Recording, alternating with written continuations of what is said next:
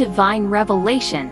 Muslims believe that the Quran is the literal word of God Allah, as revealed to the Prophet Muhammad through the angel Jibril over a period of approximately 23 years. Miraculous language. The Quran is considered a linguistic miracle due to its eloquence, rhythm, and unique style. Its composition is viewed as beyond human capability. 114 chapters surahs. The Quran is divided into 114 chapters, known as surahs, varying in length and subject matter.